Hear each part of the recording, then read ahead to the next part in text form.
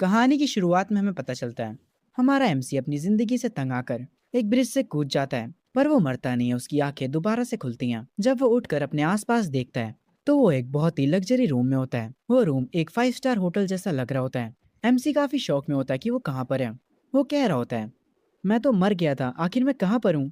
वो इस पूरे रूम को देखता है और ये रूम बहुत ही ज्यादा सुंदर होता है। आखिर में हमारा एमसी समझ जाता है कि उसके साथ हो क्या रहा है। वो कहता है, क्या मैं मरने के बाद रीइंकार्नेट हो चुका हूँ। वो हमें अपनी थोड़ी सी बैक स्टोरी बताता है। वो कहता है, मेरे डैड पहाड़ से गिर गए थे जब मैं 12 साल का था। जब मैं 13 का हुआ तो मेरी मॉम बैंक रॉबरी में फंस गई थी। और जब मैं 14 का हुआ तो मेरे दूसरे अंकल कार क्रैश में मर गए। चलो सब कुछ कैलकुलेट करते हैं। जब मैं 12 का था तो मेरे डैड मर गए। और जब मैं 13 का हुआ तब मेरी मॉम। और जब मैं 14 साल का हुआ तब मेरे अंकल। और जब मैं 15 साल का हुआ तब मेरी दूसरी आंट पर बिजली गिर गई थी। मेरे जो तीसरे अंकल थे उनका पूरा परिवार गैस पॉइजनिंग की वजह से मर गया। और मेरी फोर्थ आंटी पफर फिश को खाकर मर गई। फोर्थ अंकल पर मीटेरॉइड गिर गए। अब जबकि मेरा पूरा खानदान मर चुका था तो मैं जी कर क्या करता। इसीलिए मैंने भी खुद को मार लिया। अगर मैं सच कहूँ तो जीना काफी मुश्किल काम है। आखिर में हमारा एमसी अपने बेड से उठता है और अपनी शक्ल को आईने में देखता है और वो तुरंत पहचान जाता है कि आखिर ये बंदा है कौन जिसकी बॉडी में वो रीइंकार्नेट हुआ है। इस बॉडी का ओरिजिनल ओनर है जोयांग। ये बंदा इस कंट्री के सबसे अमीर आदमी का बेटा है। इसकी फैमिली के पास ट्रिलियन से भी ज्यादा पैसे हैं। ये बंदा हर एक चीज में एक्सपर्ट है। म्यूजिक, चेस, कैलीग्राफी, पेंटिंग, हर एक चीज। और इस बंदे को 10 लैंग्वेजेस भी आती हैं क्योंकि हमारे एमसी को उसकी बॉडी के ओरिजिनल ओनर की मेमोरीज मिल चुकी होती हैं। इसीलिए वो कहता है, ये बंदा हर एक चीज में जीनियस है, यहाँ तक कि बिजनेस में भी। पर इतना सब कुछ होने के बाद भी ये बंदा वर्जिन है। वैसे इसकी एक बुरी आदत भी है। हम देखते हैं इस बॉडी का जो मालिक था उसके रूम में किसी लड़की की एक बहुत बड़ी सी फोटो लगी होती है। एमसी ये देखकर कहता है, इस बंदे में बस एक ही खराबी थी, ये एक बहुत बड़ा लड़कीबाज था। ये एक ऐसी लड़की को पसंद करता था जिसको इसकी घंटा परवाह नहीं है। वो किसी और को पसंद करती है, पर फिर भी ये बंदा उस पर पैसे खर्च करे जा रहा था। इस चीज में ये एकदम भोंदू है। तभी एमसी, जिसे अब से हम जोयांग बोलेंगे, उसके सामने सिस्टम विंडो ओपन होती है। सिस्टम बताता है, सिस्टम का होस्ट उठ चुका है, बाइंडिंग प्रोग्रेस में है। ये देखकर जोयांग खुश हो जाता है और वो कहता है, जो मानवाज मैंने पढ़ी थी वो झूठ नहीं बोलती थी। रीइंकार्नेट होने के बाद तुम्हें सिस्टम सच में मिल जाता है तो ये सिस्टम मेरे किस काम आएगा। क्या ये सिस्टम मुझे कोई टाइकून बना देगा, या तो ये मुझे लाइफ को एंजॉय करने पर स्ट्रांग बना देगा। पर तभी उस सिस्टम से एक छोटी सी स्प्रिट निकल कर आती है जो जोयांग से कहती है, अरे रुक जाओ, तुम गलत सोच रहे हो। तुम्हें गलत सिस्टम मिल गया, मैं अभी इसे ठीक करता हूँ। जोयांग अपना चश्मा ठीक करते हुए कहता है, ये सिस्टम तो काफ़ी अजीब है। वो स्प्रिट कहती है, रुको, मुझे इस सिस्टम को दोबारा से चालू करने दो। फिर वो स्प्रिट सिस्टम को कंप्लीट कर देता है। वो बताता है, ये एक अल्टीमेट विलन सिस्टम है। ये देखकर जुयांग निराश हो जाता है और वो कहता है, मुझे नहीं चाहिए ये सिस्टम, हटा लो इसे। वो स्पिरिट उसे समझाते हुए कहता है, अरे रुक जाओ, तुम इस सिस्टम की मदद से प्रोटोगोनिस्ट का लक चुरा सकते हो और इसकी मदद से तुम्हें पावर भी मिलेगी और तुम्हें डिवाइन स्किल्स और ट्रेजर्स भी मिल सकते हैं। वो स्पिरिट अपने हाथ जोड़ने लगता है। जुयांग हंसता है और कहता है, अरे यार, मेरे पास ऑलरेडी बहुत सारा पैसा है, मुझे कोई ज़रूरत नहीं है इस सिस्टम की और ना ही स्ट्रांग बनने की। और जो भी मेन कैरेक्टर बनने के लिए चूज़ किया गया है मुझे उससे नहीं भिड़ना। वो स्पिरिट बताता है, पर ये एक कल्टीवेशन वर्ल्ड है। जुयांग हंसते हुए कहता है, तो क्या हुआ। वो स्पिरिट बताता है, स्पिरिचुअल एनर्जी जल्दी अवेकन होने वाली है क्योंकि तुम्हारे पास कोई भी पावर नहीं है और तुम्हारे पास बहुत सारा पैसा है, तो इसकी वजह से बहुत सारे लोग तुम्हें टारगेट कर सकते हैं। जोयांग उसके माथे पर टैप करते हुए कहता है, हाँ ठीक है, मैं समझ गया। फिर भी मैं अपनी इस लाइफ को एंजॉय करूंगा। अगर कुछ बुरा होता है तो जो मेन कैरेक्टर है वो सारी चीजें संभाल लेगा, मेरे से उम्मीद मत रखना। वो स्प्रिट थोड़ा निराश होकर कहता है, ये मुझे कैसा अजीब सा होस्ट मिला है, लेजी कहीं का। तभी सिस्टम पर नोटिफिकेशन आती है, स्टार्टर पैक को ऑटोमेटिकली सेंड कर दिया गया है। मास्टर लेवल की कल्टीवेशन होस्ट की बॉडी में इंस्टॉल कर दी गई है। और जैसे ही सिस्टम हटता है हम देखते हैं जुयांग की बॉडी के चारों तरफ अजीब सी लाइट घूम रही होती है और इससे उसे पावर अप मिल जाता है। जुयांग कहता है, तुमने ये सिस्टम मुझे जबरदस्ती पकड़वाया है, पर ये बात को अपने दिमाग में डाल लो, मैं तुम्हारे लिए काम नहीं करने वाला। वो स्प्रिट जोयांग को देखता है। वो बेचारा भी अपने मन में सोच रहा होगा कैसा होस्ट मिल गया उसे। वही लाइटनिंग जोयांग के हाथों के पास से भी निकलती है। जोयांग मजे से जाकर चेयर पर बैठ जाता और कहता है, अगर मैं ताकतवर बन गया तो इसका मतलब है मैं और ज्यादा रिलैक्स कर पाऊंगा, और अगर कुछ भी गलत होता है तो मैं वहां से भाग जाऊंगा। कोई भी मेरे इस लाइफ के एंजॉयमेंट को खराब नहीं कर सकता। मैं मजे से चिल करूंगा। तभी उसके रूम के डोर पर नॉक होता है और हम देखते हैं जुयांग का बटलर गेट खोलकर अंदर आता है। वो आते ही कहता है, यंग मास्टर, आप जाग चुके हैं। आप आज कहाँ जाना चाहेंगे, स्कूल में या फिर ऑफिस में। जुयांग मुस्कुराते हुए कहता है, चलो एक बार स्कूल के चक्कर मार के आते हैं। जुयांग उठता है और चलते हुए कहता है, स्कूल में मैं थोड़ी एक्टिंग की प्रैक्टिस कर लूंगा कि मुझे कैसे रहना है। कॉलेज क्लासेस काफ़ी इजी होती हैं, मैं आराम से उन क्लासेस के बीच सो सकता हूँ। और जितना ज़्यादा हो सके मुझे मेन कैरेक्टर से दूर रहना है, उसी में मेरी भलाई है। वो बटलर जोयांग से कहता है। मैं समझ गया यंग मास्टर, मैं कार को रेडी करवाता हूँ। आखिर में वो बटलर अपने मन में कहता है। यंग मास्टर चेनलू का पीछा नहीं छोड़ पा रहे हैं। चेनलू उसी लड़की का नाम है जिसकी हमने अभी बड़ी सी फोटो देखी थी। आगे वो बटलर कहता है, आज चेनलू भी शायद स्कूल में आएगी। शायद से यही रीज़न है कि यंग मास्टर आज स्कूल जाना चाह रहे हैं। जोयांग अपने बटलर से कहता है। वैसे वो इस बटलर को अंकल यान बुलाता है, तो हम भी इन्हें वही बुलाएंगे। खैर, जुयांग कहता है, अंकल यान सारी चीज़ों को नॉर्मल रखिएगा। मैं नहीं चाहता आप कोई सुपर कार उठा लें और हर कोई मेरी कार को देखे। अंकल यान कहते हैं, परेशानी की कोई बात नहीं है यंग मास्टर, मैं हर एक चीज़ को हैंडल कर लूंगा। तभी सीन शिफ्ट होता है। जोयांग अपने बंगले से बाहर आता है और वो कार के पास जाकर कार को देखता है और कहता है, अंकल यान को ये कार कहाँ से नॉर्मल लगी। अंकल यान असल में बहुत ही ज़्यादा एक्सपेंसिव कार लेकर आए होते हैं। वो आगे उस कार का गेट खोलते हैं और कहते हैं, यंग मास्टर असल में हमारे पास सबसे चीप यही कार थी। ब्रो व्हाट, अगर ये चीप है तो एक्सपेंसिव कौन सी होगी। खैर, ये सुनने के बाद जोयांग अपने माथे पर हाथ रख लेता है और अपने मन में कहता है, तो अमीर लोग सबसे चीप कार इसे कहते हैं। वाओ। खैर, आगे वो कार में बैठ जाता है और स्कूल की तरफ निकल पड़ता है। वो जिस भी रोड से गुजर रहा था, सारी पब्लिक का ध्यान उसकी कार पे जा रहा होता है। वो लोग इस कार को देखकर काफी हैरान होते हैं। सारे लोग एक ही बात कर रहे होते हैं, आखिर ये किस अमीर आदमी की कार है। जोयांग कार में बैठा हुआ कह रहा होता है, लोग कहते हैं उन्हें सुबह सुबह ट्रैफिक मिलता है, पर मुझे तो नहीं मिला। तभी उसके सिस्टम की स्प्रिट वापस से बाहर आता है और वो कहता है, होस्ट मुझसे बात करो, मैं तुम्हारा सिस्टम हूँ। पर जोयांग इस सिस्टम की बातों पर ध्यान नहीं देता। वो इस कार में मजे से बैठा होता है। पर तभी इन लोगों को रास्ते में ट्रैफिक मिल जाता है। जब जोयांग ये ट्रैफिक देखता है तो वो तुरंत कार से उतर जाता है। वो अंकल यांग से कहता है, आप घर वापस चले जाइए। जिस हाई स्कूल में मैं जा रहा हूँ वो मोडू यूनिवर्सिटी के करीब में है, तो मैं वहाँ पैदल चला जाऊंगा और इससे मेरी एक्सरसाइज भी हो जाएगी। ये कहकर जोयांग वहाँ से निकल जाता है। जोयांग वॉक करते करते जा रहा होता है और अपने मन में कह रहा होता है, मेरी पिछली जिंदगी बहुत ज्यादा टफ थी। हर दिन मैं टेंशन में रहता था, पर अब मैं अमीर भी हूँ और ताकतवर भी। इसीलिए टाइम आ गया लाइफ को एंजॉय करने का। आखिर लाइफ मजे करने के लिए ही तो होती है। पर तभी उसकी नजर कहीं और चली जाती है। वो एक लड़की को रोते हुए देखता है, जो कि कीचड़ में सनी होती है। वो नदी के बहुत पास बैठी होती है और रोते हुए कह रही होती है, क्यों, आखिर सब मुझे ही परेशान क्यों करते हैं। आखिर मैंने उनके साथ क्या गलत करा है। तभी सीन शिफ्ट होता है एक दूसरे बंदे पर। उसकी भी आंखें अचानक से खुली होती हैं। वो कहता है, मुझे लगा था मैं मर गया हूँ। वो अपने हाथों को चेक करता है। वो अपने आसपास की जगह को भी देखता है। आगे फिर वो अपनी जेब से फोन निकालता है और आज की डेट देखता है, जिसे देखकर वो हैरान रह जाता है। वो कहता है, ये तो 30 साल पहले का समय है। मैं सच में टाइम में पीछे आ गया हूँ। वेट, आज की डेट क्या है। अरे नहीं, मेरी बहन। वो तुरंत भागने लगता है अपनी छोटी बहन के पास जाने के लिए। वो कह रहा होता है, तुम कुछ भी मत करना, तुम्हारा बड़ा भाई वापस आ गया है, तुम बस ठीक रहना, मैं बस जल्दी ही पहुंच जाऊंगा। तभी सीन वापस से जोयांग के ऊपर शिफ्ट होता है। वो उस लड़की के पास आकर बैठ जाता है और कहता है, क्या तुम्हें कोई बुली कर रहा है, मुझे बताओ, मैं सब कुछ संभाल लूंगा। वो लड़की कहती है, कोई भी मेरी मदद नहीं कर सकता, कोई भी मुझसे अच्छे से बात नहीं करता। मेरी पूरी जिंदगी ही एक मिस्टेक है, मेरी वजह से बस लोग परेशान होते हैं। ये सुनने के बाद जोयांग कहता है, तो तुम इन्हीं रीजंस की वजह से मरना चाहती हो। तुम नदी के पास खड़ी हो, क्या तुम नदी में जंप करने का सोच रही थी। मेरी बात सुनो, मैं तुम्हें बताता हूँ क्या होगा। जब लोग डूब जाते हैं तो तुम्हें पता उनके साथ क्या होता है। उनकी जो बॉडी होती है वो बैलून जैसे पानी पर तैरती रहती है और वो चीज काफी ज्यादा वियर्ड और अगली लगती है। और अगर तुम यहाँ पर मर जाती हो तो तुम्हारी बॉडी 24 घंटों तक तो ऊपर ही नहीं आएगी। और जब वो ऊपर आएगी तब सारे लोग उसे देखकर डर जाएंगे। वैसे तुम किसी और तरीके से भी मर सकती हो। तुम प्रिंसिपल ऑफिस के रूफ से क्यों नहीं कूद जाती। जैसे ही तुम ये करती हो तुरंत न्यूज बन जाएगी। जोयंग भाई, ये कौन सा तरीका है मोटिवेट करने का। खैर, आगे जोयंग कहता है, अरे यार मैं क्या बकवास कर रहा हूँ। वो लड़की जोयंग से कहती है, क्या आप पागल हो थोड़े से। जोयंग कहता है, अरे कुछ नहीं, मैं अब ठीक हूँ। जोयंग आगे एक चॉकलेट निकालता है और उस लड़की को देते हुए कहता है, मेरा नाम जोयंग है, अगर तुम्हें कोई मदद चाहिए तो मैं यहाँ पर हूँ। वो लड़की उस चॉकलेट को लेकर खाने लगती है और जोयांग को थैंक यू बोलती है और वो उसे अपना नाम बताती है। मेरा नाम लिनियो है, मैं स्पेशल फ्रेशमैन क्लास से हूँ। जोयांग लिनियो को अच्छे से देखता है और अपने मन में कहता है, स्पेशल क्लास तो अमीर बच्चों के लिए होती है। अब मुझे समझ आया वो लोग इसे बुली क्यों कर रहे हैं। जोयांग लिनियो से कहता है, मुझे सच बताओ, क्या स्पेशल क्लास के लोग ही तुम्हें बुली कर रहे हैं। लिनियो कहती है, हाँ, मेरा परिवार गरीब है, मैं टॉप ग्रेड्स की वजह से इस स्कूल में आई हूँ, इसीलिए वो मुझे हमेशा परेशान करते हैं।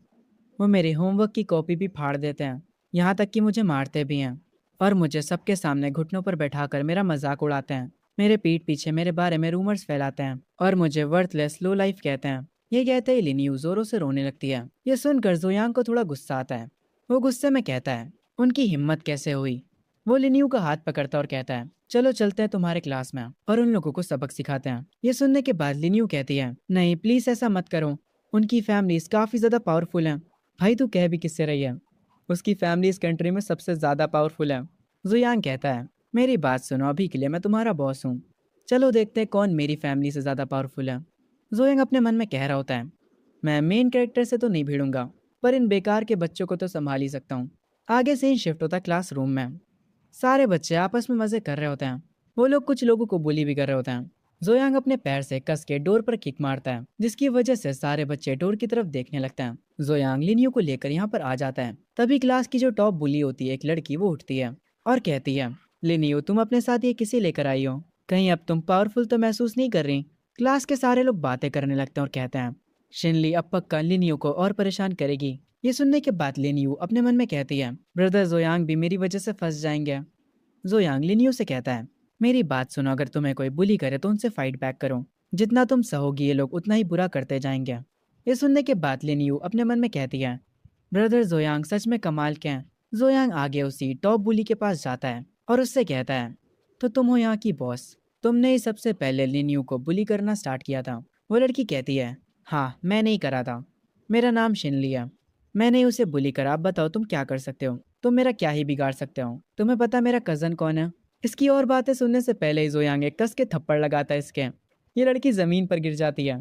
जोयांग कहता है, अगर तुम्हारा कजन कोई राजा महाराजा भी है तब भी मैं तुम्हें मारने वाला हूँ। ये सुनने के बाद शिनली काफी गुस्सा हो जाती है और कहती है, तुम्हारी हिम्मत कैसे हुई, मेरी कजन चेनलू है, तुम उसे जानते हो, वो इस कंट्री के सबसे अमीर फैमिली के साथ बहुत क्लोज है, वो जू फैमिली के वारिस के साथ काफी क्लोज है, मुंह बंद कर लो, वो वारिस यही है। खैर ये कहकर शिनली हंसने लगती है और कहती है, अब तो तुम गए, तुम्हें कोई नहीं बचा सकता। जोयांग जब ये बात सुनता है तो उसे इस बॉडी के ओरिजिनल ओनर की मेमोरीज याद आती हैं।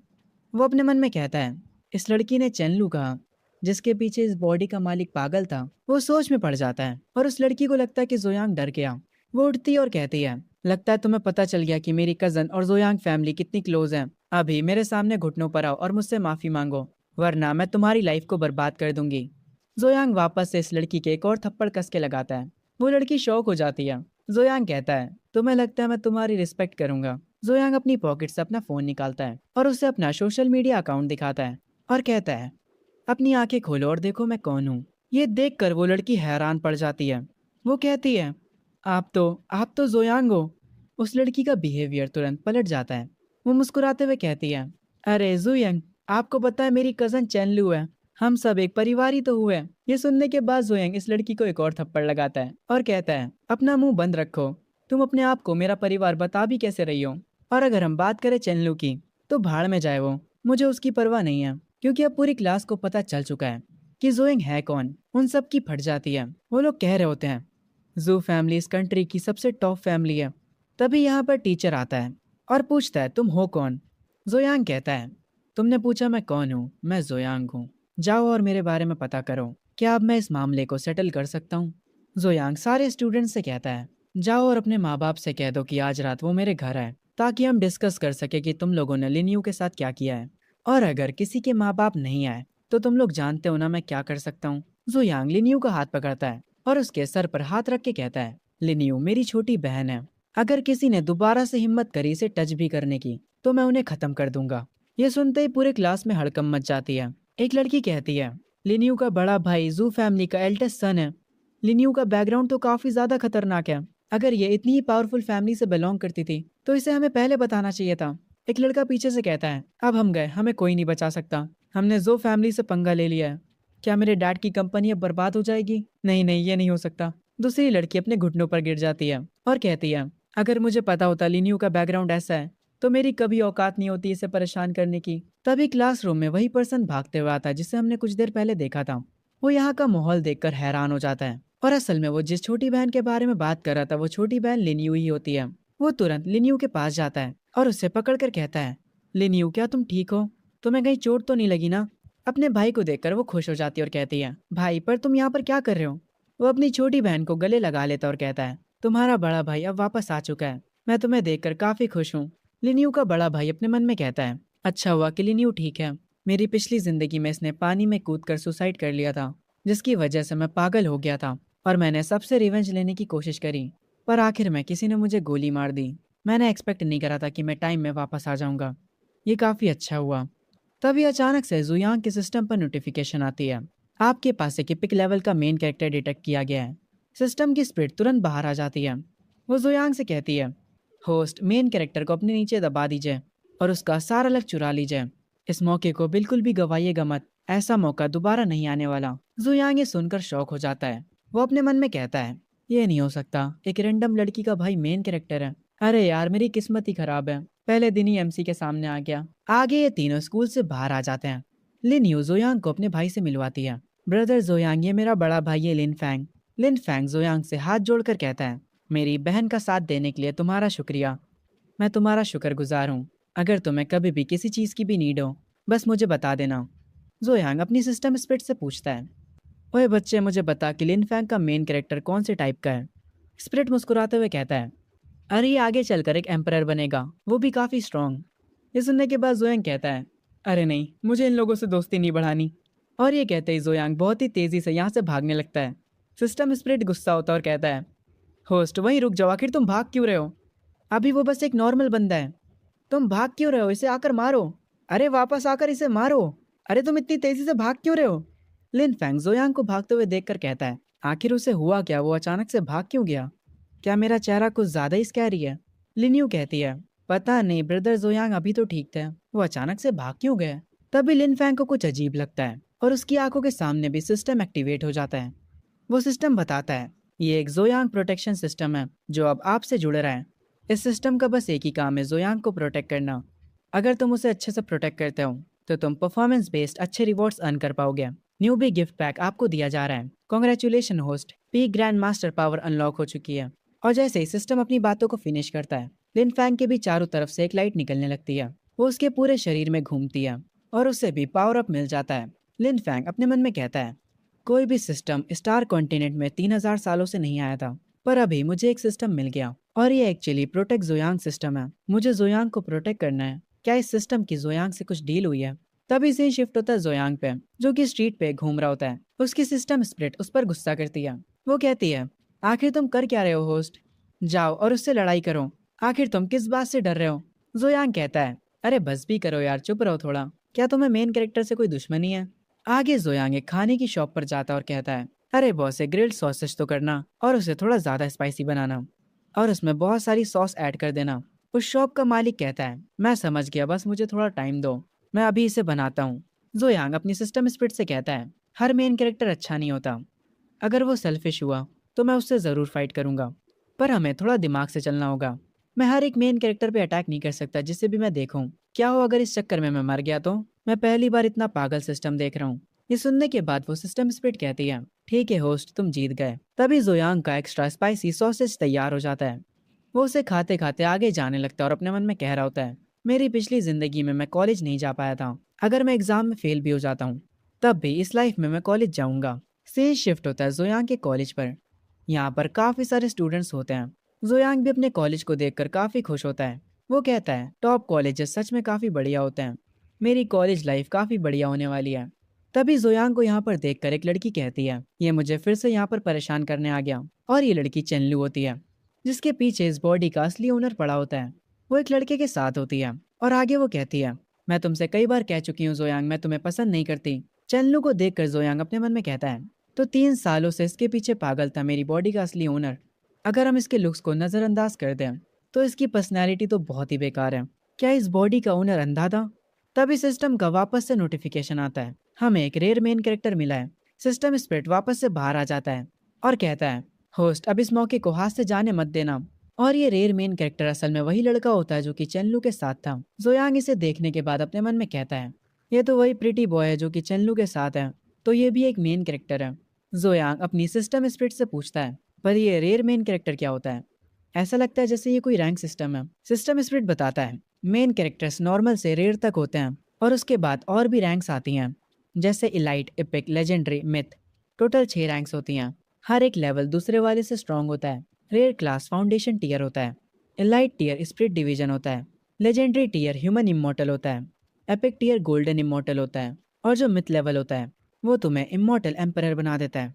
खैर आगे चेनलू जोयांग के पास आती है और कहती है, जोयांग तुम मुझे स्टॉक करना कब बंद करोगे? मुझे ये सोच कर ही घिन आती है। मुझे तुम्हारी फैमिली से कोई मतलब नहीं है। जो बाकी के कॉलेज के स्टूडेंट्स होते हैं वो इन्हें ऐसे देखकर आपस में बात करने लगते हैं। जोयांग वापस से चेनलू के पीछे पड़ गया। वो उसके पीछे 3 सालों से पड़ा है। ये सुनने के बाद वो लड़का कहता है, हाँ तुमने सही कहा। पर चेनलू जरा सा भी उसे भाव नहीं देती है। पर जोयांग उसके लिए कितना कुछ कर चुका है। अभी चेनलू की फैमिली के पास जो कुछ भी है वो सब कुछ जोयांग की वजह से ही है। वो लड़की कहती है, एक सेकेंड, ये लड़की मित्सुआ क्यों बन गई? खैर ये कहती है, तुमने सही कहा पर तुम्हें ऐसे बात नहीं करनी चाहिए। चेनलू ने सुन लिया तो तुम मुश्किल में पड़ सकते हो। खैर जोयांग उस लड़की की तरफ देखता है और अपने मन में कहता है, तो ये है एक रेयर मेन कैरेक्टर। इसकी पावर्स इतनी भी बुरी नहीं है। ये एक इन्नेट लेवल पर है। क्योंकि जोयांग उस लड़के को देख रहा होता है इसीलिए चेनलू जोयांग पर चिल्लाते हुए कहती है, आखिर तुम लियान को क्यों घूरे जा रहे हो? हमें पता चलता है उस बंदे का नाम लियान होता है। चेनलू कहती है, मैं तुम्हें बता रही हूँ तुम उसे परेशान मत करना। क्या तुम सच में दोबारा से उसे परेशान करने का प्लान कर रहे हो? जोयांग कहता है, मैं उसे परेशान क्यों करूंगा?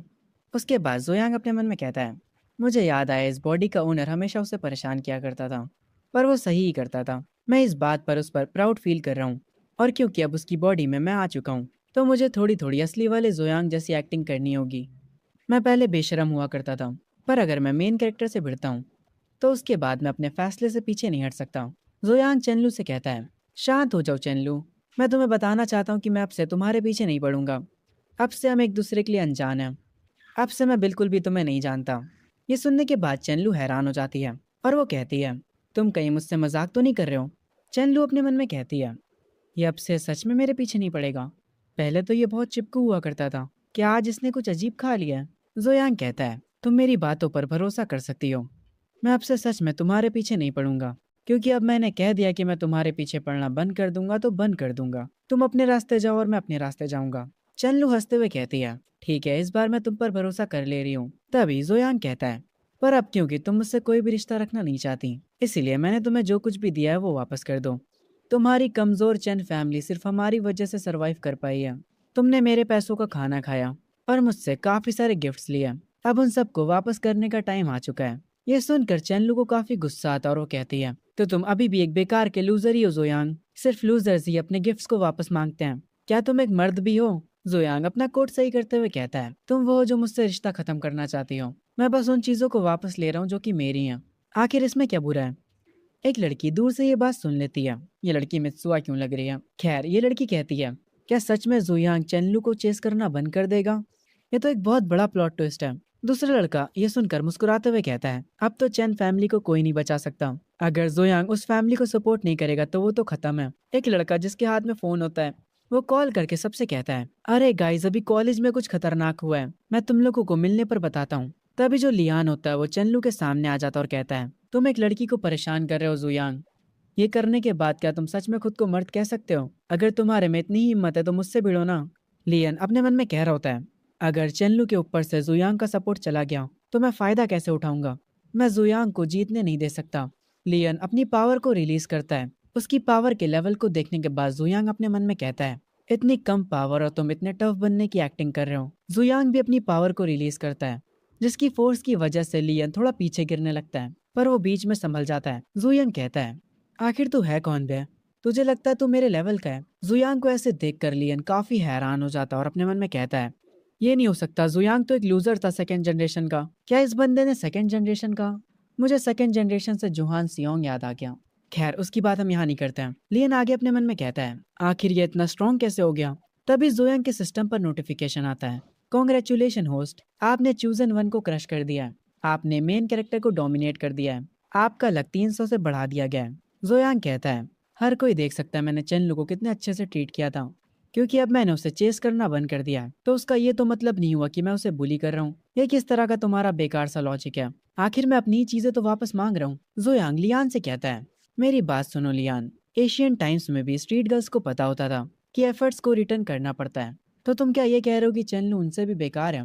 ये सुनने के बाद चेनलू गुस्से में कहती है, जोयांग तुम बहुत घटिया हो, तुम्हारी हिम्मत कैसे हुई मेरी बेइज्जती करने की? ये सुनने के बाद जोयांग कस के एक थप्पड़ इसके भी लगाता है जो चीज देखकर चेनलू काफी ज्यादा हैरान हो जाती है।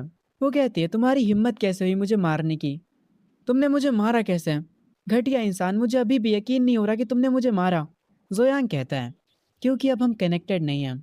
तो मिस चेनलू, जरा अपनी औकात में रहिए। मैं जू फैमिली का एल्डेस्ट सन हूँ। तुम्हें क्या लगता है तुम कौन हो? जोयांग लियान से कहता है, अपनी इस पागल औरत पर नजर रखना, इससे किसी को काटने मत देना। यह सुनने के बाद चेनलू काफी गुस्सा हो जाती है, पर लियान उसे पकड़कर कहता है, ओए ट्रबल मेकर, मेरी बात सुनो। आज जोयांग कुछ अजीब बिहेव कर रहा है। जोयांग अपने मन में कह रहा होता है, मैं चैन फैमिली को दिए हुए सारे बेनिफिट्स वापस ले लूंगा। चैन फैमिली इतना आगे बढ़ पाई सिर्फ मेरी फैमिली की वजह से। मुझे तो कुछ करने की जरूरत भी नहीं है, मेरे लोग इनकी फैमिली से डील कर लेंगे। ये क्या कर जोयांग वहां से जाने लगता है, पर वो अपने मन में कह रहा होता है, मैं लियान को लिन फैंग से भिड़ा दूंगा। एक एपिक मेन कैरेक्टर वर्सेस एक रेयर मेन कैरेक्टर, उनकी फाइट सोच कर ही मुझे काफी बढ़िया लग रहा है। तभी सिस्टम स्प्रिट वापस आ जाती है। वो जोयांग से कहती है, होस्ट तुम कहाँ जा रहे हो? चलो वापस कॉलेज चलते हैं और उस बंदे को और मार के आते हैं। तुमने अभी तक उसे अच्छे से मारा नहीं है। वापस चलो और उसे और मारो। ये कैसा सिस्टम है यार? खैर ये स्प्रिट आगे कहती है, क्योंकि तुम मेन कैरेक्टर से भिड़ना नहीं चाहते हो, पर इस बार तुम भिड़े, इसीलिए इस मौके का फायदा उठाओ और उसे और मारो और अपने लक पॉइंट्स को बढ़ा लो। खैर आगे जुयांग अपने सिस्टम से पूछता है, हे बच्चे मुझे एक बात बताओ, क्या मैं फ्यूचर में इमोर्टल एम्परर बन सकता हूँ? सिस्टम स्प्रिट कहता है, हाँ हाँ तुम जरूर बनोगे, बस तुम्हें मेन कैरेक्टर्स को खूब मारना है। प्रीवियस एम्परर तो तुम्हारे आगे कुछ भी नहीं होगा। ये सुनने के बाद जुयांग कहता है, ठीक है तो मुझे प्रीवियस एम्परर के लेवल का बना दो, मैं बिल्कुल वाइल्ड बन जाऊंगा और जैसा तुम चाहते हो मैं सारे मेन कैरेक्टर्स को खूब मारूंगा। मैं तुम्हें सारी एक्सपी दे दूंगा, तो ये कैसा है? चलो भी यार अब इसके बारे में सोचो, चाहे फ्यूचर में या अभी मुझे इमॉर्टल एम्परर तो बनना ही है, तो हम लोग एक अलग रास्ते को ट्राई कर सकते हैं। मैं पहले एम्परर बनूंगा और फिर तुम्हारी मदद करूंगा ताकि तुम मेन कैरेक्टर्स का लक ले पाओ। लक पॉइंट्स तो सेम ही रहेंगे, इसीलिए मैं एम्परर की पावर को लॉस नहीं करूंगा। हमें दूसरे रास्ते पर ही चलना चाहिए। सिस्टम स्प्रिट ये सुनने के बाद कहता है, होस्ट क्या तुम पागल हो गए हो? ठीक है तुम्हें जो करना है करो, अगर तुम्हें मेन कैरेक्टर से नहीं भिड़ना तो मत भिड़ो, तुम जीत गए मुझसे। सिस्टम स्प्रिट से ये सुनने के बाद जुयांग अपने मन में कहता है, अरे यार मैं अभी भी किसी को रेज बेट नहीं कर पाता हूँ। अगर मेरी जगह लुआ होता तो वो सिस्टम को इतना रेज बेट कर देता कि सिस्टम उसे तुरंत पावर दे देता। तभी जुयांग देखता है, आगे रास्ते में एक जगह पर भीड़ जमा हुई होती है। वो कहता है, आखिर वहां पर क्या हुआ है? तभी हम उस भीड़ के बीच में देखते हैं, एक बूढ़ा आदमी रास्ते में पड़ा होता है। सारे लोग उसे देख रहे होते हैं। जुयांग भी उस भीड़ के बीच में जाता है और वो उस बूढ़े आदमी को पहचान जाता है। वो अपने मन में कहता है, ये तो एक्स मेयर मिस्टर मो है। अरे यार ये सेटअप तो मुझे कुछ जाना पहचाना लग रहा है। ये पूरी स्टोरी मैंने किसी मानवा में पढ़ी थी। अगर ये वही मानवा है तो फिर प्लॉट के हिसाब से एक wild main character show up होने वाला है। जोयांग की ये कहते ही हम एक बंदे को भीड़ के बीच में देखते हैं जो कि अपने कंधों पर सब्जी लेकर आ रहा होता है। वो सारे लोगों से कह रहा होता है, साइड हटो। उसे देखते ही जोयांग का सिस्टम पॉपअप होता है। हमें एक रेयर लेवल का चाइल्ड ऑफ डेस्टिनी मिला है, यानी मेन कैरेक्टर। इसका नाम है चू लिंग टियान। सिस्टम स्प्रिट इस मेन कैरेक्टर को देखकर कहता है, होस्ट अभी काफी भीड़ है, इसीलिए चुपके से जाकर इसे मारने लगो। ये सिस्टम पागल है भाई। खैर इस बंदे को देखने के बाद जुयांग अपने मन में कहता है, क्या इस दुनिया में बहुत सारे मेन कैरेक्टर्स हैं? आखिर ये किस तरीके की दुनिया है? हर जगह मेन कैरेक्टर्स हैं।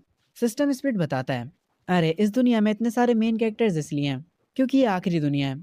मैं ज्यादा डिटेल में नहीं बताऊंगा। होस्ट जाओ और उसे मारने लगो। जुयांग आखिरी दुनिया सुनकर कहता है, ये आखिरी दुनिया, इससे तुम्हारा क्या मतलब है?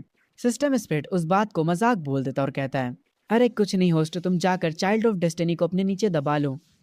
हम देखते हैं वो मेन कैरेक्टर यानी लिंग टियान उस बूढ़े आदमी को चेक करने लगता है। वो उसका हाथ पकड़ता है और उसे चेक करता है, और उसे चेक करने के बाद वो कहता है, इनकी पल्स तो ठीक चल रही हैं। जुयांग उससे कहता है, हे ब्रो क्या तुम ये हैंडल कर सकते हो? अगर तुम नहीं हैंडल कर सकते तो मुझे बता दो, मैं एम्बुलेंस को बुला लूंगा।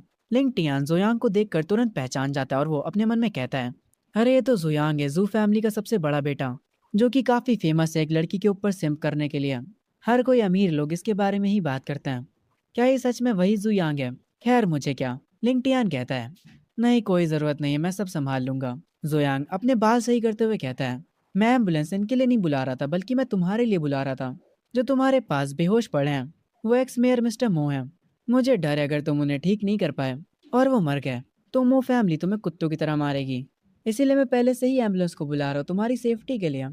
ये सुनने के बाद लिंग टियान कहता है, डैम तुम मेरी सेफ्टी के लिए एम्बुलेंस को बुला रहे हो? मैं चू लिंग टियान हूँ, द ड्रैगन किंग, और तुम्हारे हिसाब से मैं एक बूढ़े आदमी को बचा भी नहीं सकता। क्या तुम मुझे नीचा दिखा रहे हो? लिंग टियान अपनी हीलिंग पावर का यूज करता है और उसके ऐसा करते ही वो बूढ़ा आदमी तुरंत उड़ जाता है। पर उस बूढ़े आदमी को सांस लेने में थोड़ी दिक्कत होती है। जुयांग उससे पूछता है, मिस्टर मो, आखिर आपको हुआ क्या है? आप यहाँ पर अकेले हो, आपके साथ कोई बॉडीगार्ड भी नहीं है। जुयांग को देखते ही मिस्टर मो जुयांग को पहचान जाते हैं। वो कहते हैं, मैं बस बाहर टहलने के लिए निकला था। मैंने सोचा नहीं था कि मुझे अचानक से चेस्ट में टाइटनेस महसूस होगी। बूढ़ा होना सच में आसान बात नहीं है। ये कहकर वो उठने लगते हैं। जुयांग एक स्माइल करता और कहता है, मिस्टर मो प्लीज ऐसी बातें मत करिए। अगर आपको कुछ हो जाता है तो ये बहुत ही बड़ा लॉस होगा मैजिक सिटी के लिए। आप अपने रिटायरमेंट को एंजॉय करिए, कुछ खूबसूरत लड़कियों से मिलिए और मजे करिए। ये सुनने के बाद मिस्टर मो कहते हैं, मैं ऑलरेडी रिटायर हो चुका हूँ, अब इस सिटी को क्या ही नुकसान होगा। ओह हाँ, मुझे तुमसे पूछना था, क्या तुम मैजिक सिटी यूनिवर्सिटी जा रहे हो? मुझे पता है तुम वहाँ जाकर फिर से लड़कीबाजी करोगे। अब तक तो तुम्हें एक गर्लफ्रेंड ढूंढ लेनी चाहिए थी। ये सुनने के बाद जुयांग अपने मन में कहता है, ये चालाक लोमड़ी साफ साफ मुझे लौंडी आवाज कहना चाह रहा है। जुयांग मिस्टर मो से कहता है, मैंने लड़कियों के पीछे पड़ना छोड़ दिया है, मैंने अपने एटीट्यूड को बदल दिया है। पर मिस्टर मो, मैं जू फैमिली का एल्डेस्ट सन हूँ। क्या अपर क्लास के लोग यही सारी एम्बैरेसिंग चीजों को जानते हैं? मिस्टर मो अपने मन में कहते हैं, इसको कैसे बताऊं, सिर्फ अपर लेवल में नहीं बल्कि मिडिल लेवल के लोग भी ये सब जानते हैं कि तुम्हारे सर पर किसी गधे ने लात मारी थी और तुम ऐसी लड़की के पीछे पड़े थे जो तुम्हें भाव भी नहीं देती थी। खैर, आगे मिस्टर मो लिंगटियान से कहते हैं, अरे मेरे छोटे भाई, तुम्हारा नाम क्या है? लिंगटियान उन्हें अपना नाम बताता है। उसका नाम सुनने के बाद मिस्टर मो कहते हैं, तुम्हारा नाम तो काफी सॉलिड है। इस नाम का मतलब होता है कि तुम आसमान के लिए एम कर रहे हो। एक सेकंड रुको, ऐसा लगता है मैंने ये नाम पहले कहीं सुना है, जाना पहचाना लगता है। ये सुनने के बाद जुयांग अपने मन में कहता है, लिंगटियान नाम मुझे भी थोड़ा जाना पहचाना लग रहा है। मैंने ये नाम कहाँ सुना था, मुझे याद नहीं आ रहा। खैर, आगे मिस्टर मो अपना फोन निकालते हैं और हंसते हुए कहते हैं, ये लड़का काफी अच्छा है और इसका दिल भी काफी अच्छा है। लिंगटियान, तुम मुझे अपना कॉन्टैक्ट नंबर दो, ये हमारे फ्यूचर कनेक्शन के लिए अच्छा है। लिंगटियान अपना फोन निकालते हुए कहता है, कोई दिक्कत की बात नहीं है, मैं अभी आपको अपना कॉन्टैक्ट नंबर देता हूँ। ये कहते हुए लिंगटियान एक स्माइल करता है, जिसे देखने के बाद जुयांग कहता है, ये स्माइल ये भी काफी अपनी अपनी सी लग रही है, ये चीज काफी स्ट्रेंज है। मिस्टर मोस की स्माइल देखकर कहते हैं, इसकी स्माइल इतनी क्रीपी क्यों लग रही है?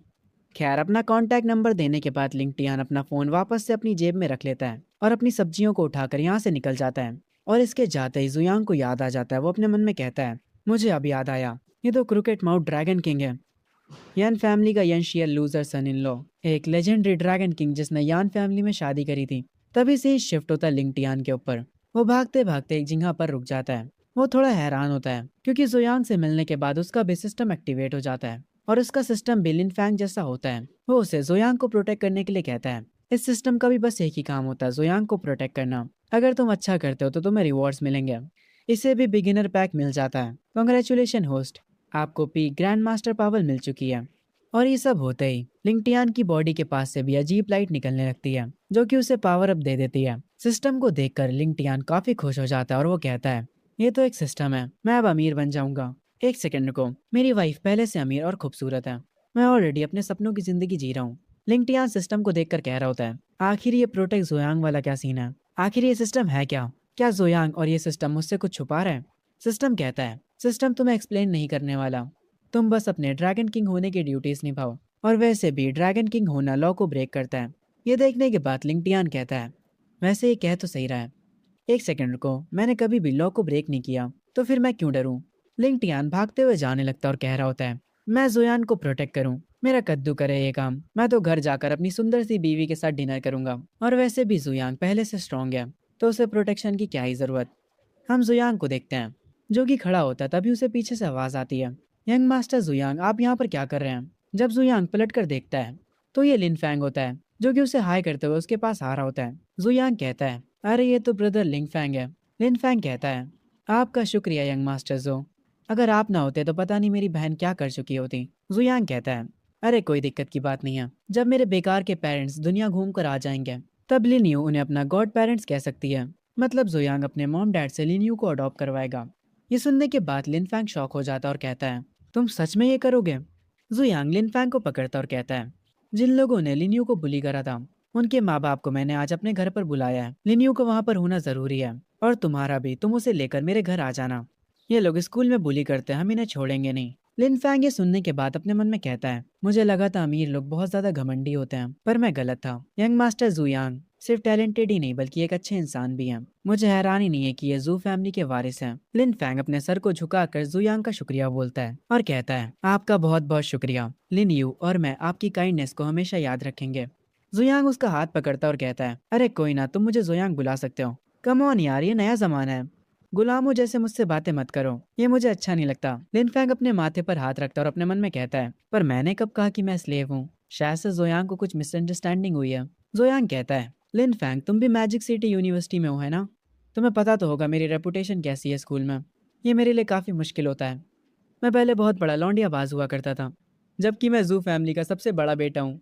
मैंने लड़कियों के लिए बहुत सारी स्टूपिड चीज़ें करी हैं। ये चीज़ सुनने के बाद लिन फैंग अपने मन में कहता है, ऐसा लगता है कि चेनलू ने इसे रिजेक्ट कर दिया है। जुयांग कहता है, पर मैंने आज चेनलू से ब्रेकअप कर लिया। भाई तो उसके साथ रिलेशनशिप में कब था? खैर आगे जुयांग कहता है, और मैंने उसे थप्पड़ भी मारा। ये सुनने के बाद लिन फैंग काफी हैरान हो जाता है और वो कहता है, तुमने उसे थप्पड़ मारा और तुम रिजेक्ट भी नहीं हुए, ये प्लॉट कोई सेंस नहीं बनाता। आगे जुयांग कहता है, मैंने चेनलू से रिश्ता खत्म कर दिया है। लिन फैंग तुम रो क्यों रहे हो? मैं आज लिनियू से मिला और उससे मिलने के बाद मुझे पता है कि मुझे क्या चाहिए।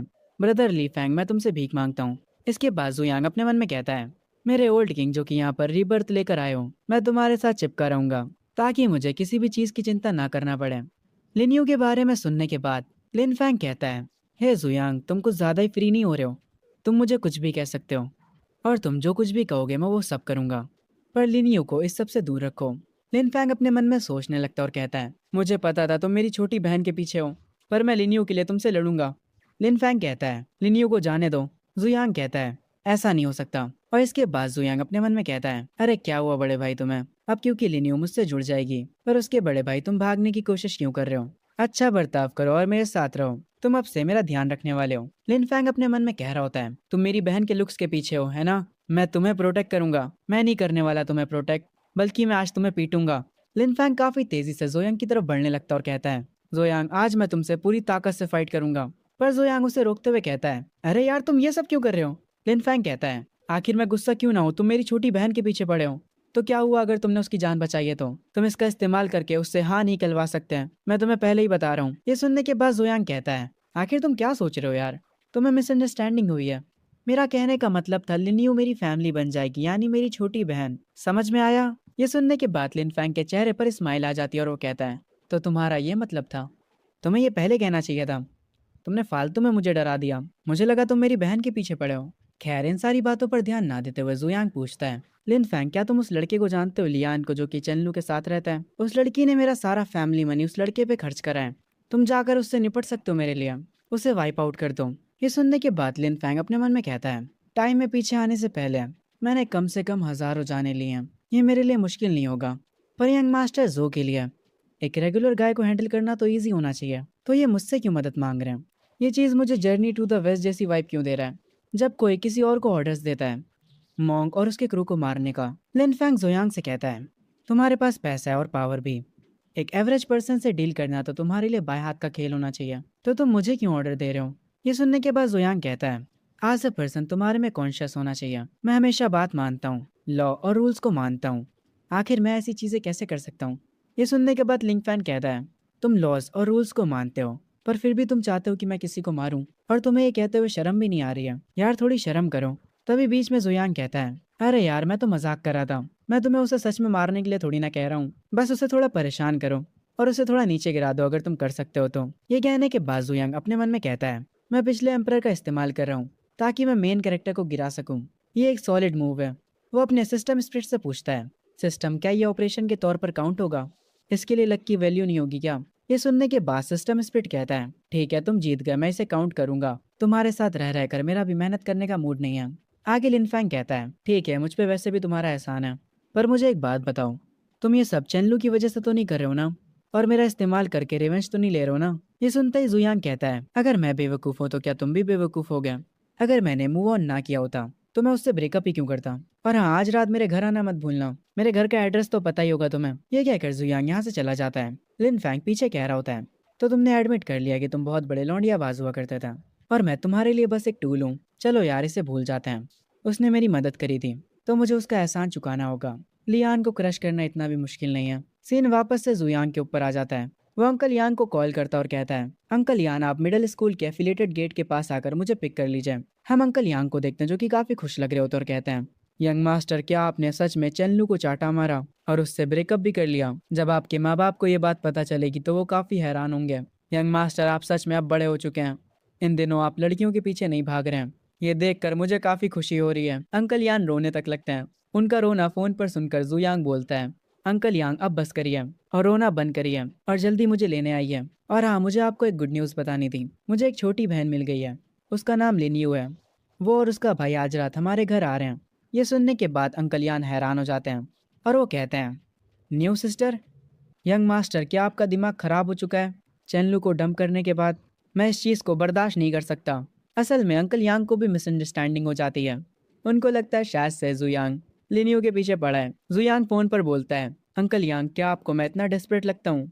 ओवर थिंकिंग करना बंद करिए। वो बस मेरी एक छोटी बहन है। और हाँ, आज रात अच्छे से तैयारी करके रखिएगा। खैर, आगे सीन शिफ्ट होता रात में। लिनफैंग अपनी बहन के साथ जुयांग के घर आ चुका होता है। काफी सारे सिक्योरिटी गार्ड्स एंट्रेंस पर खड़े होते हैं। वो गार्ड्स उनसे कहते हैं, आप दोनों यंग मास्टर जुयांग के मेहमान हैं, प्लीज अंदर आइए। वो दोनों अंदर चले जाते हैं। हम जुयांग को देखते हैं जो कि एक सोफे पर बैठा होता है और अपने मन में कह रहा होता है, डैम, नॉवेल्स फेक होती हैं। उसमें लिखा था कि यहाँ के पीपल सारे क्लूलेस हैं। मैं उम्मीद करता हूँ कि मेन कैरेक्टर अपनी अपनी जगह पर चले जाए। लगता है सब वेस्ट हो गया। तभी लिन फैंग वहाँ आ जाता है जहाँ पर जुयंग बैठा होता है। वो जुयंग का चेहरा देखकर अपने मन में कहता है, आखिर ये इतना डिसअपॉइंटेड क्यों लग रहा है? क्या ये हमें यहाँ पर बुलाना नहीं चाहता था? तभी हम उन सारे बुली करने वाले बच्चों के पेरेंट्स को देखते हैं। वो सारे के सारे काफी हैरान और काफी गुस्से में होते हैं। उन्हें यकीन ही नहीं हो रहा होता कि उनके बच्चों ने ऐसा कुछ करा है। वो थोड़े से निराश भी लग रहे होते हैं। हम उनकी आंखों में गिल्ट देख सकते हैं। एक आदमी कहता है, मेरे बेटे ने ये सब करा। जब मैं घर वापस जाऊंगा तब मैं उसकी टांगे तोड़ दूंगा। लिन फैंग भी बैठा होता है और वो काफी गुस्से में होता है क्योंकि अब जाकर असल में उसे पूरी बात पता चलती है। वो अपने मन में कहता है, इन सारे कमीनों की वजह से लिन्यू काफी सफर कर चुकी है और उसने मुझे कभी बताया भी नहीं। वो बस 16 सालों की है। आखिर वो उसके साथ ऐसा कैसे कर सकते हैं? और स्पेशली वो पर्पल बालों वाली लड़की। आखिर वो मेरी प्यारी सी बहन को कैसे हर्ट कर सकते हैं? अंकल यांग अपने मन में सोच रहे होते हैं। वो कमीने बच्चे कुछ ज्यादा ही हद से बाहर निकल गए। यंग मास्टर ने बिल्कुल सही चीज करी। उन्हें सबक सिखाना जरूरी था। आज हम उनकी फैमिलीज को बर्बाद कर देंगे। जुयांग कस के टेबल पर अपना हाथ मारता है। वो टेबल टूट जाता है। जुयांग उठता है और कहता है, मैं तुम लोगों की बकवास सुनकर थक चुका हूँ। जुयांग को टेबल तोड़ते हुए देख अंकल यांग काफी हैरान हो जाते हैं। वो अपने मन में कहते हैं, आखिर ये क्या था? यंग मास्टर आखिर मार्शल आर्टिस्ट कब बने? मैंने उन्हें बचपन से देखा है, तो मुझे कैसे नहीं पता चला कि वो ये सब भी कर सकते हैं? जुयांग काफी गुस्से में होता है और वो कहता है, अभी मैं तुम सारे पेरेंट्स से पूछना चाहता हूँ, आखिर किस तरह की एजुकेशन तुम तुम्हारे बच्चों को देते हो? तो मुझसे सुनो कि तुम्हारे बच्चे कैसे हैं। वो नकली हैं और चालाक हैं। वो लालची हैं और बदतमीज हैं। बेशरम और सेल्फिश हैं। सारे पेरेंट्स अपना सर झुकाकर खड़े होते हैं। जुयांग कहता है, बच्चे माँ बाप की कॉपी होते हैं। इसका मतलब है तुम लोग भी उन्हीं के जैसे हो गए। जब वो बच्चे थे तब से ही उन्हें बिगाड़ना, यही सब तो करा है तुम लोगों ने। और जब भी वो कोई गलती करते थे तो तुम लोग कहते होगे कि वो बस बच्चे हैं। मेरी बात सुनो, एक दिन तुम्हारे बच्चे बड़े होकर तुमको ही काटेंगे। अगर तुम उन्हें अभी नहीं सिखाते हो तो मैं सिखाऊंगा। जुयांग को ऐसे रिएक्ट करते हुए देख लिन्यू अपने मन में कह रही होती है, ब्रदर जुयांग, आप कितने अच्छे हो। आप इतने गुस्से में हो मेरे लिए कभी किसी ने इतना कुछ नहीं करा। जुयांग को ऐसे रिएक्ट करते देखकर लिन फैंग भी काफी खुश होता है। वो मुस्कुराते हुए कहता है, काफी अच्छा हुआ कि मैं जुयांग से मिला। अब कभी भी कोई लिन्यू से बदतमीजी नहीं करने वाला। यहाँ पर वो पर्पल बालों वाली बुली लड़की भी आई होती है। वो कहती है, यंग मास्टर जो, मैंने माफी मांगी जबकि मैं नहीं मांगना चाहती थी। आखिर आपको और क्या चाहिए? मैं वादा करती हूँ कि मैं अपनी कजन को आपसे दूर रखूंगी। हमने माफी मांग ली है, इतना काफी होना चाहिए। क्या हुआ अगर आप सबसे अमीर हुए तो? मुझे अब हैरानी नहीं हो रही है जब चैनलू कहा करती थी कि आप सब लोग जाहिल हैं, क्योंकि उस पर्पल बालों वाली लड़की ने कुछ ज्यादा ही बोल दिया होता है। इसीलिए उसके डैड तुरंत उसके पास आकर उसके मुंह पर अपना हाथ रख देते हैं और कहते हैं, तुम ये क्या बोल रही हो? तुम पागल हो गई हो क्या? जल्दी करो और यंग मास्टर जू से माफी मांगो। इस लड़की को ऐसा बोलते देख जोयन अपने मन में कहता है, ये लड़की तो सच में काफी बोल्ड है। वो लिंग फैंग की तरफ देखता और कहता है, ये जरूर से लिंग फैंग के मेन कैरेक्टर के ऑरा के अंडर होगी, वरना ये ऐसे एक्ट ना करती। लिन फैंग अपने मन में कह रहा होता है, ये लड़की पागल है। किसी और की तो हिम्मत भी नहीं हो रही यहाँ पर कुछ बोलने की, पर सिर्फ यही अकेली लड़की है जो कि मुसीबत को दावा दे रही है। जोयंग कहता है, फालतू की बकवास बंद करो और उन बातों को याद रखना जो मैंने कही है। लिनियो मेरी छोटी बहन है। जब मेरे पेरेंट्स वापस आ जाएंगे तो मैं उसके लिए एक सेरेमनी होस्ट करूंगा। उसके बाद वो ऑफिशियली जो फैमिली की गॉड डॉटर बन जाएगी। तुम लोग बच्चों को सही से सिखा नहीं पाते हो, इसमें मैं तुम्हारी मदद करूंगा। अंकल यान, आपको पता है ना आपको क्या करना है? अब आप सारे मेहमानों को बाहर भेज सकते हैं। अंकल यांग कहते हैं, ठीक है यंग मास्टर, मैं समझ गया। उसके बाद वो सारे बॉडीगार्ड्स को ऑर्डर देते हैं कि इन मेहमानों को पकड़ लो। वो बॉडीगार्ड्स तेजी से उन मेहमानों की तरफ जाने लगते हैं। जोयंग कहता है, मैंने आपसे उन्हें बाहर भेजने के लिए कहा था, ना कि पकड़ने के लिए। अंकल यांग कहते हैं, यंग मास्टर, मैं सब समझ चुका हूँ। ये सुनने के बाद जोयंग अपने मन में कहता है, नहीं, तुम्हें कुछ समझ नहीं आया है। तुमसे मैंने कहा ही क्यों वो बॉडीगार्ड सारे लोगों को पकड़ने लगते हैं और उन्हें घसीट कर एक कमरे में ले जाते हैं। वो सबको जमीन पर बैठा देते हैं। अंकल यांग एक क्रीपी स्माइल देते हैं और कहते हैं, तुम लोग चुपचाप बैठ क्यों नहीं जाते हैं? अगर वो तुम्हें तेजी से मारे तो समझ जाओ ये तुम्हारे कर्मों का फल है। तुम्हें चीजें याद नहीं रहेंगी जब तक हम तुम्हें सबक ना सिखाएं। तुम लोगों की हिम्मत कैसे हुई यंग मास्टर की फैमिली की बेइज्जती करने की? लिन फैंग जोयांग के पास आता और कहता है, तुम्हारा शुक्रिया ब्रदर, तुमने लिनियुई के लिए काफी कुछ करा है। जोयांग उसे बीच में रोक कर ही कहता है, तुम किस बारे में बात कर रहे हो? छोड़ो यार वो सब, तुम्हें जो करना है करो, पर तुम लिनियुई को खुद के साथ सफर करने नहीं दे सकते। जोयांग तुरंत अंकल यांग को बुलाता है और उसकी एक आवाज से अंकल यांग भागते हुए उसकी तरफ आने लगते हैं। वो भागते भागते कह रहे होते हैं, यंग मास्टर क्या मेरे लिए कुछ ऑर्डर्स हैं? अंकल यांग को इतनी जल्दी यहाँ पर देखकर जोयांग हैरान हो जाता है। अंकल यांग कहते हैं, आपको कुछ खाने पीने के लिए चाहिए क्या? मुझे बताइए जो भी आपको चाहिए। जोयांग इनको देखकर अपने मन में कहता है, ये तो मेरे बुलाते ही तुरंत आ गए। वो आगे लिनियुई के साथ खड़ा होता और कहता है, अंकल यांग सब कुछ अरेंज करिए। लिनियुई कुछ दिनों के लिए यहीं रुकेगी। हर रोज आप ही उसको स्कूल छोड़ने जाएंगे। और अब मैं लिन फैंग से कहना चाहूंगा, भाई तुम उधर दरवाजा देख रहे हो ना, तो जाओ अब खुद से चले जाओ। ये सुनने के बाद लिन फैंग हैरान रह जाता है। वो अपने मन में कहता है, आखिर जोयंग करना क्या चाहता है? इसके पास बुरे इरादे तो नहीं है मेरी बहन को लेकर, पर वो सिर्फ 16 साल की है। जोयंग पर केस करो। खैर आगे लिन फैंग जैसे ही अपनी बहन से बात करने जाता है, अंकल यांग उसे कॉलर से पकड़ते हैं और जाकर बाहर फेंक आते हैं। वो बाहर खड़ा गुस्से में होता है और कहता है, अगर तुम जोयंग के बटलर ना होते तो मैं तुम्हें बताता कि मैं क्या कर सकता हूँ। आगे अंकल यांग गेट बंद कर लेते हैं। लिन फैंग उस गेट के पास जाता और कहता है, अंकल यांग मुझे माफ कर दीजिए, मैं जोयंग की काइंडनेस को समझ चुका हूँ। प्लीज अब मुझे अंदर आने दीजिए। अंकल यांग लिनियू से कहते हैं, अपने भाई के बारे में चिंता मत करो। वो उसे आगे ले जाते हैं और कह रहे होते हैं, यहाँ की मेट्स तुम्हें फ्रेशन अप होने में मदद करेंगी। जाओ और अपने कमरे में अच्छे से सो जाओ। घर के बाहर खड़ा बेचारा लिन फैंग रो रहा होता है। उसके ऊपर पत्तियां भी पता नहीं कहाँ से गिरने लगती हैं।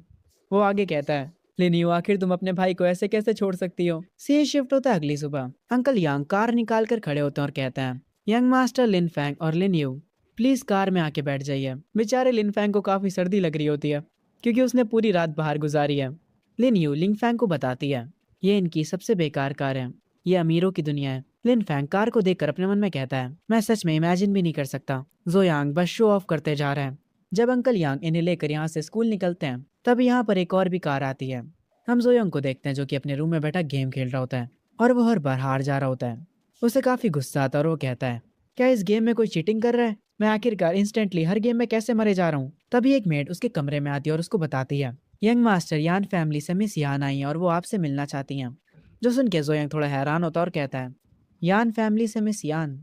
मुझे अब याद आया, वो यहाँ पर कॉन्ट्रैक्ट साइन करने आई है। वो जो मेड होती है वो यहाँ से चली जाती है। जोयांग अपने मन में कह रहा होता है, ये सब सिर्फ इसलिए हो रहा है क्योंकि मेरे जैसा सिम कुछ ज्यादा ही केयर करता था। मैंने ये सब सिर्फ चन्नू के लिए शुरू किया था, उसकी मदद करी और खूब सारे पैसे खर्चा करें, पर इसके बदले में मुझे कुछ भी नहीं मिला। जो फैमिली इस पैसे कमा रही है वो है यान फैमिली और चैन फैमिली। मैं बस एक मिडिल मैन हूँ। वो मेड को वापस से बुलाकर कहता है, यान शियान को मेरे लिए वेट करने के लिए बोलो। तभी जुयंग को याद आता है, यान शियन और चू लिंगटियन, अरे ये तो वही लड़की जिसके पीछे क्रेजी ड्रैगन किंग पड़ा है। तभी हम बाहर एक खूबसूरत लड़की को बैठा देखते हैं और यही लड़की होती है यान शियान।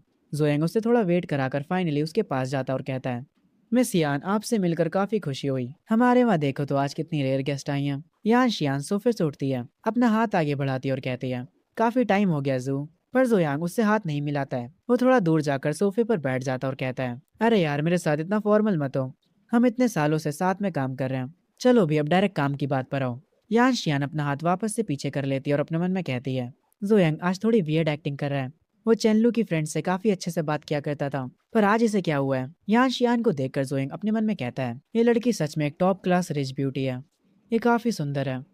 नहीं नहीं, मुझे ये सब नहीं सोचना चाहिए, मैं कोई सिंप नहीं हूँ। खैर आगे यान शियान कहती है, मेरे फादर आज बिजी थे, इसीलिए हमारी कॉरपोरेशन की इंचार्ज मैं हूँ। जोयांग अपना हाथ ऊपर करता और कहता है, मैं उस कॉन्ट्रैक्ट को कैंसिल कर रहा हूँ। ये सुनने के बाद यान शियान को काफी गुस्सा आता है और वो अपने मन में कहती है, ये कॉन्ट्रैक्ट को कैंसिल कर रहा है? क्या ये पागल हो गया है? ये तो चेनलू के लिए पागल हुआ करता था और अब ये कॉन्ट्रैक्ट को कैंसिल कर रहा है। जोयांग अपने सोफे पर बैठा होता और कहता है, मिस यान आपने वो सुना है ना, मैं पहले सिंप हुआ करता था और उस चैनलू के लिए मैंने अपना दिमाग खो दिया था। यान शियान अपने मन में कहती है, तुम ये बात मुझे क्यों बता रहे हो? हर कोई शहर में जानता है। मुझे यकीन नहीं हो रहा इसने खुद से मान लिया, इसके पास काफी हिम्मत है। यान शियान थोड़ा हंसती है और कहती है, जो तुम मजाक कर रहे हो है ना, तुम अभी काफी जवान हो, तो तुम सिर्फ एक लड़की के पीछे क्यों पड़े हो? ये सुनने के बाद जोयांग अपने मन में कहता है, एक सेकंड, ये कुछ गलत नहीं कह रही है।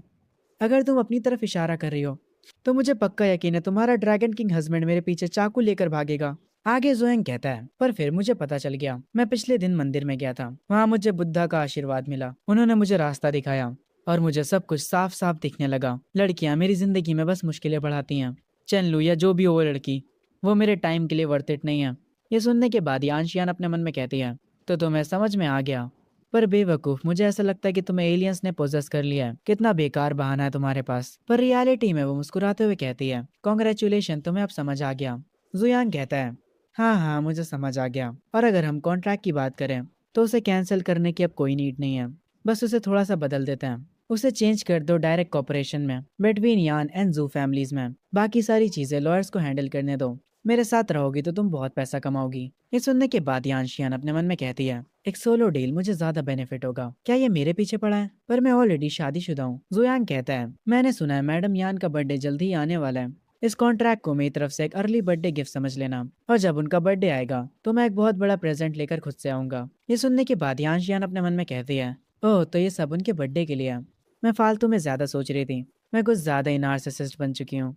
जोएंग कहता है, कोई हमारे मेहमान को बाहर छोड़ कर आओ। यानशियान सोफे से उठते वक्त कहती है, जू मैं तुम्हें बर्थडे पार्टी का इनविटेशन भेज दूंगी। उम्मीद करती हूँ कि तुम जरूर आओगे। और ये कहकर वो यहाँ से जाने लगती है। एक मेड उसे बाहर तक ले जाती है। जोएंग उसे पीछे से बाय बोल रहा होता है। उसके बाद वो वापस अपने रूम में जाने लगता है और कह रहा होता है, ओके सारा काम हो गया, अब सोने का वक्त है। जिंदगी कितनी अच्छी होती है जब तुम सिर्फ रिलैक्स करते हो। जोयांग का सिस्टम स्प्रिट कह रहा होता है, मेरा होस्ट कितना होपलेस है, इसको सनशाइन दे दो और ये शाइन करने लगता है। और ये बंदा टोटली भूल जाता है कि ये एक विलन सिस्टम का होस्ट है। तभी से ही शिफ्ट होता है चैन फैमिली में।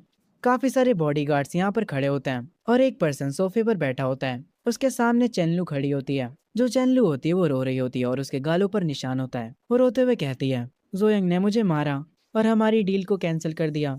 पर फिर भी उसे मुझे मारना नहीं चाहिए था। मैं रियल विक्टिम हूँ। पर यह सुनने के बाद चेनलू के डैड काफी गुस्से में आ जाते हैं और वो कहते हैं, तुम दोबारा से रोने लगी। तुम बस रोती ही रहती हो। तुम आखिर सोच क्या रही थी?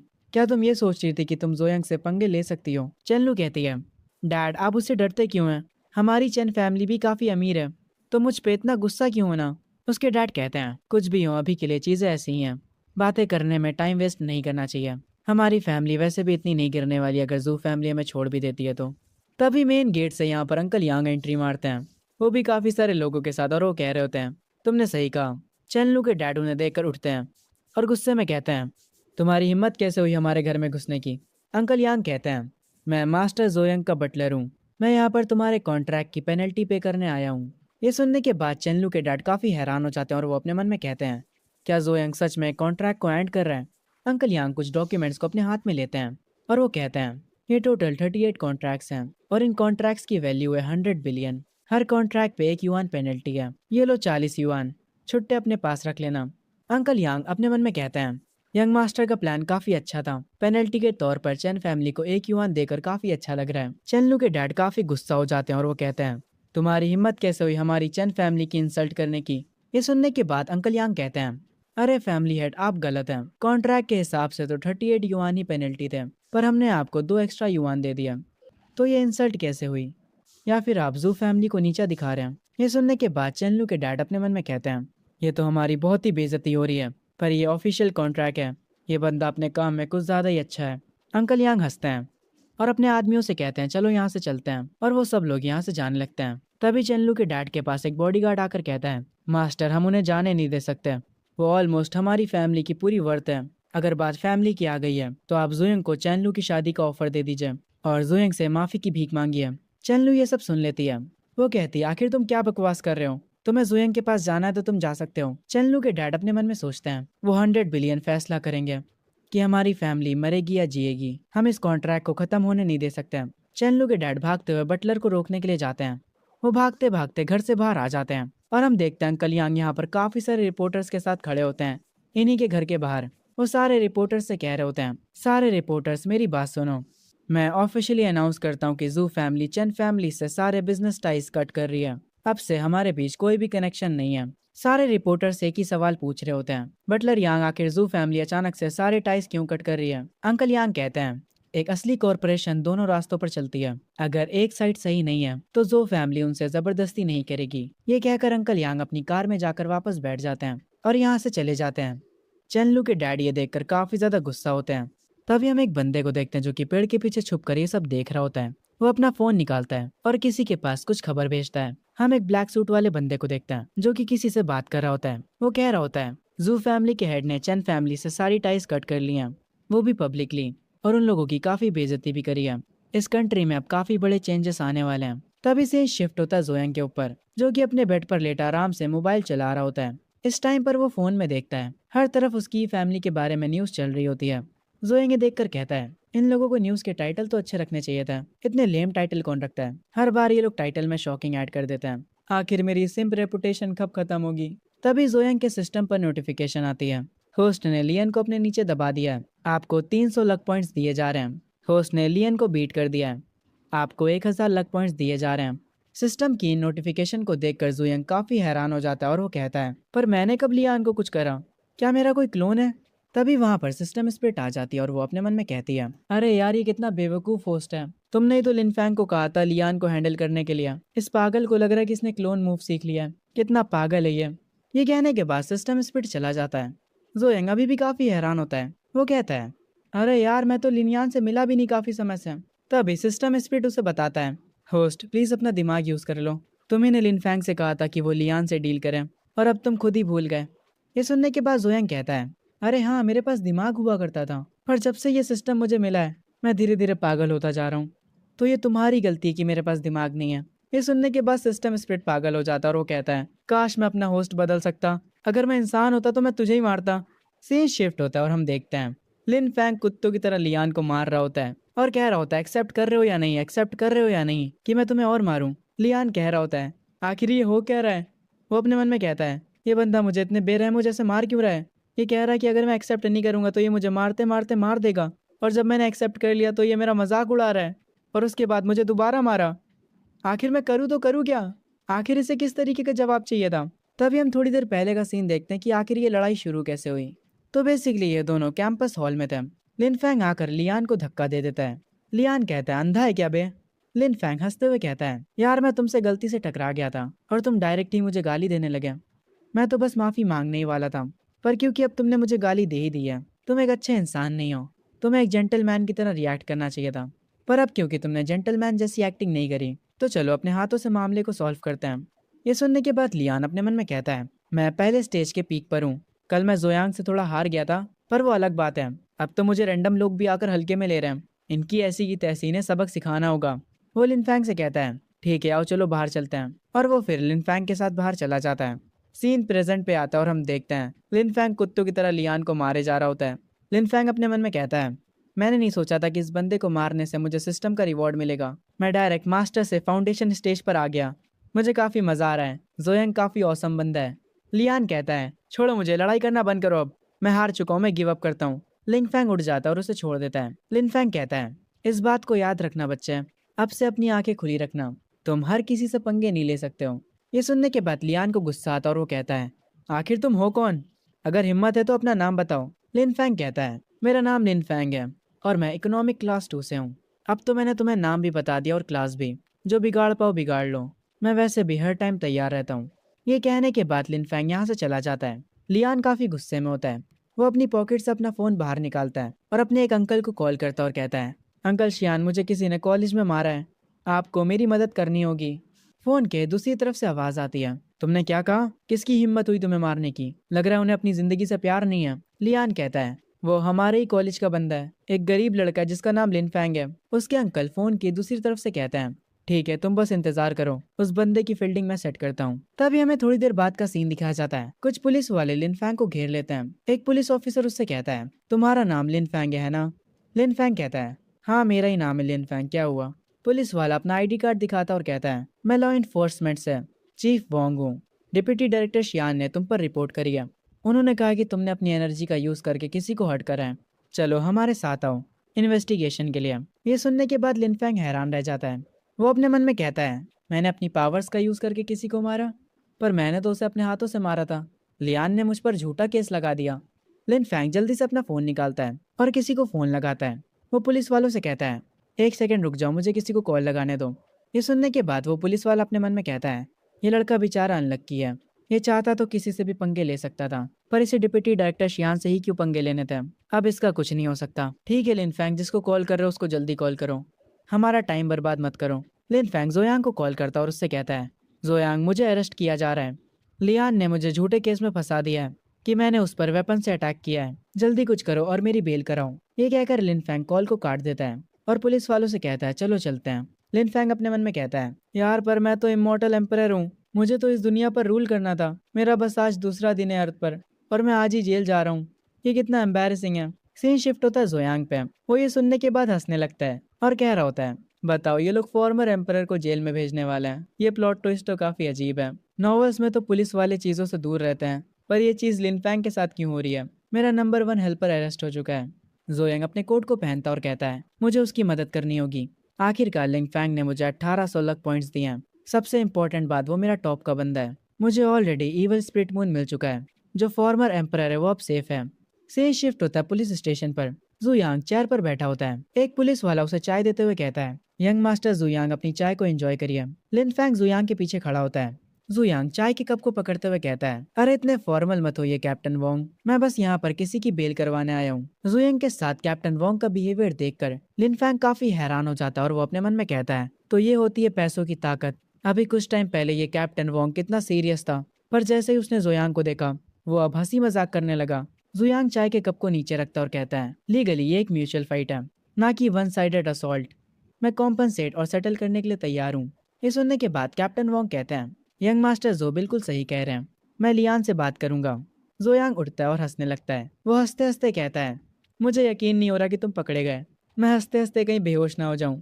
जोयांग अपने मन में कहता है, इन लोगों ने एक एम्परर को जेल में रखा था। ये कितनी फनी बात है यार। लिन फैंग अपने मन में कह रहा होता है, आखिर इसे इतनी हंसी क्यों आ रही है, इसमें फनी क्या था। अगर मैं तुम्हारी मदद ना करता लियान के साथ डील करने में, तो मैं अरेस्ट ही ना होता। मेरे अरेस्ट होने के पीछे के मास्टरमाइंड तुम हो। तभी यहाँ पर थोड़ी देर बाद लियान को भी बुला लिया जाता है। जोयान के हाथों में कुछ डॉक्यूमेंट्स होते हैं। वो उन्हें लियान को देता है और कहता है, इस पर साइन करो और अपने फिंगरप्रिंट लगाओ। इस मैटर को और मत बढ़ाओ। लियान साइन तो कर रहा होता है, पर वो काफी गुस्सा होता है और अपने मन में कह रहा होता है, जोयांग तुम बस इंतजार करो, मैं इस मैटर को खत्म होने नहीं दूंगा। मैं एक दिन तुम्हारा सारा हिसाब चुकाऊंगा। लियान अभी तो साइन कर देता है, पर वो अंदर ही अंदर काफी गुस्सा होता है। वो उस पेपर को वहीं पर फेंक कर चला जाता है। जुयांग कहता है, कैप्टन वोंग आपने कहा था डिप्टी डायरेक्टर शियान ने ऑर्डर करा था अरेस्ट करने के लिए। डायरेक्टर वोंग कहते हैं, हाँ शियान सर ने ऑर्डर दिया था हमें डायरेक्ट अरेस्ट करने का। जुयांग अंकल यांग को कॉल करता और उनसे कहता है, अंकल यांग जरा डिप्टी डायरेक्टर शियान चेंग के बारे में पता तो लगाइए, और उनके बारे में कुछ भी बुरा पता चले तो तुरंत रिपोर्ट करिएगा। जितनी डिटेल्स आप निकलवा पाएंगे उतना ही अच्छा होगा। अंकल यांग फोन की दूसरी तरफ से कहते हैं, ठीक है यंग मास्टर, मैं समझ गया। मैं वादा करता हूँ कि मैं सब कुछ संभाल लूंगा। जुयांग कॉल काट देता है। वो हंसते हुए डायरेक्टर वोंग से कहता है, डायरेक्टर वोंग यही तुम्हारा चांस है लेवल अप करने का। ये सुनने के बाद डायरेक्टर वोंग खुश हो जाते हैं और वो कहते हैं, आपका शुक्रिया यंग मास्टर जो। सीन शिफ्ट होता है। जोयांग ने लिन फैंग की बेल करा दी होती है। वो लोग बाहर सड़क पर चल रहे होते हैं। जोयांग लिन फैंग से कहता है, अगली बार ध्यान रखना यार, मास्क पहनने के बाद ये सब काम करा करो ताकि तुम्हें कोई पहचान ना पाए। बस मारो और भाग जाओ, कोई पहचान ही नहीं पाएगा कि ये तुम थे। लिन फैंग पीछे मुड़ता है और कुछ नोटिस करता है और अपने मन में कहता है, कोई बंदा जोयांग पर नजर रख रहा है, ये काफी इंटरेस्टिंग है। अब मुझे हैरानी नहीं हो रही कि सिस्टम चाहता है कि मैं जोयांग को प्रोटेक्ट करूं। इस बंदे को पता भी नहीं कि इसने कितने लोगों से दुश्मनी ले रखी है। हम देखते हैं ये सब दूर से खड़ा लिंगटियान भी देख रहा होता है और वो कहता है, मैं इसको क्यों प्रोटेक्ट करूं आखिर। क्या मेरे जैसे ड्रैगन किंग को सच में इस बंदे को प्रोटेक्ट करने की जरूरत है। आखिर इस सिस्टम का मतलब क्या है। मैं जा रहा हूँ, मुझे कुछ नहीं करना। इससे बेटर मैं घर जाकर अपनी प्यारी सी बीवी के लिए लंच बनाऊं। सीन जोयांग पर शिफ्ट होता है। उसे किसी का कॉल आता है। वो उस कॉल को देखकर कहता है, माफ करना मुझे काम आ गया, मैं अब जा रहा हूँ। तो लिन फैंग तुम खुद से स्कूल चले जाना। लिन फैंग थोड़ा हैरान होता है ये सुन के। खैर जोयांग यहाँ से जल्दी से निकल जाता है। लिन फैंग पीछे खड़े होकर देख रहा होता है। जोयांग की कार एक बिल्डिंग के सामने रुकती है। वो अपनी कार से उतरता है और इस बिल्डिंग को देखकर अपने मन में कहता है, हमारी फैमिली ने ये बिल्डिंग उन्हें लीज पर दी थी, उन्हें हमें रेंट देना चाहिए फेवर के तौर पर। जुयांग उस बिल्डिंग के अंदर जाता है।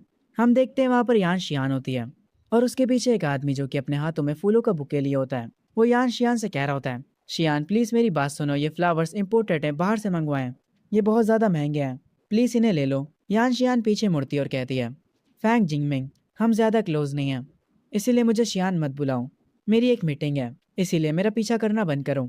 जुयांग दूर से खड़े होकर ये सब देख रहा होता है और अपने मन में कहता है, देखो तो जरा, एक क्लूलेस रिच लड़का ड्रैगन किंग की बीवी के पीछे पड़ा है।